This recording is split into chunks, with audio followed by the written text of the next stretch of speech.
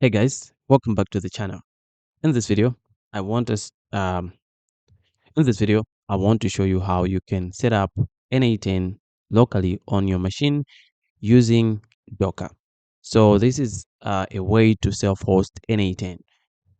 To do that, we need a few things. Number one, we let's go on self-host n8n, and here we're going to go under Docker installation. There are a few things that we need for us to install n8n using Docker. Number one, we need to get Docker desktop. And right here, you're going to find a link to Docker website where we can get our Docker desktop. I already have Docker desktop installed, but if you want to download your own Docker desktop, you can go here and then you choose the version that you need. So once you have done that, once you've installed Docker desktop, then the next thing is to open CMD. I'm going to use my CMD within VS Code. I'm just going to open new terminal, and here I'm going to use I can use the command prompt or git bash. So if I go back to the documentation, you will see that there is a command that we have to use. But first of all, we have to create a volume, and this volume is what is going to be used for persistent data storage. So basically, we have first of all to create this volume so that whenever we, for example, delete our Docker container or something happens to our Docker container, our workflows still persist in this n8n data. So by default, it uses SQLite, but we can also set it up with Postgres SQL. I'm not going to do that in this video. The purpose of this video is just to set a working n8n application. So first of all, like I said, we need to create this volume. You can name the volume anything. In my case, I'm also going to call it n8n data new, just because I already have an existing n8n and I don't want to use the same volume. So we're going to create this, and if you go to your Docker desktop, you should be able to see that under volumes I have this n8n data new, and by default it has 0 bytes, but you can see this other n8n volume, it has 3.4 MB, and that shows you that I have data in this volume. Once we've done that, we are going to go back to the installation instructions, and we need to learn this command. This command is going to do a number of things, but first of all, let's learn it first. So here you can see that we have the name. I'm going to change the name from n8n to n8n. I'm also going to call it n8n new.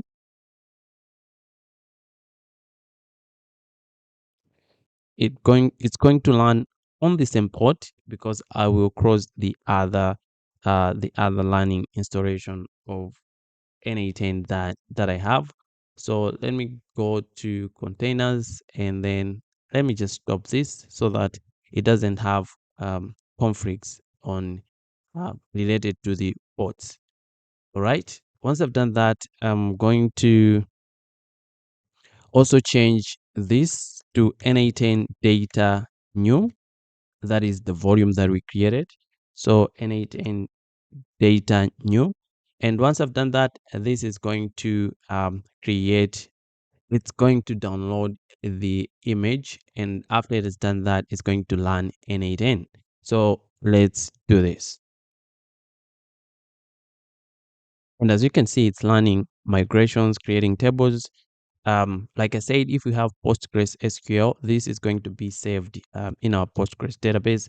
But since we don't have that, this is being done using SQLite, which is a file-based database. And it's faster this time around just because I already have the latest image downloaded. So it's not going to take a long time there. But then if I do access this, let me open a browser and try to access it. it's going to give me this screen where I can set up my email. I'll use my email here, the name, and then the password. I'll just use the the password recommended by Google, and you can click this or not. Once I've done that, I'm going to click next. This should create our n8n account, and there are a few things that we need to do here. We need to answer this just however you want, and then get started. And then there's also this part. It says you can get paid features for free forever. So these features are not all the features of the paid version of n8n, but there are things like you can get workflow history for 24 hours. Without getting this free license, you won't be able to get this. Um, Advanced debugging, execution, search, and tagging folders. Without doing this, it will be hard for you to create folders. But let's skip this for now and see the limitation that you get when you haven't activated it. But then the basic um, presentation or the basic interface of n8n before anything looks like this. So you can create a workflow. I can start by creating nodes, whatever node you need. Let's say I want to maybe post to Facebook. I can do this, create a credential. This will maybe add the access token and all that so that I create to Facebook and get started. I'm going to do all this in another tutorial. So uh, for now, let's just keep it simple. So once you've done that, I'm going to, let's say, name my workflow first workflow, and then I can go here. Right here, as you can see, you are under personal. And then when you do this, when you try to create a folder here, you can see it says get access to folders with registered community. So to do this, you need to get a free license key. Without getting the free license key, you will not be able to create folders and organize your work in a simple and organized manner. So I'm going to get the free license key. It's going to send this to my email inbox. I can go to my email inbox and then try to activate. Once I've activated, I'll be able to create those directories. So let me just do that. I'll refresh. And here is the license key. So I'm going to activate the license key activated. So if I go back to my workflows, let me just refresh this. Now I should be able to create directories. Now this is, I'll just say folder one and then create. I can move this into folder one, and this easily helps you to organize your workflows. So that's how you install n8n, you self-host n8n.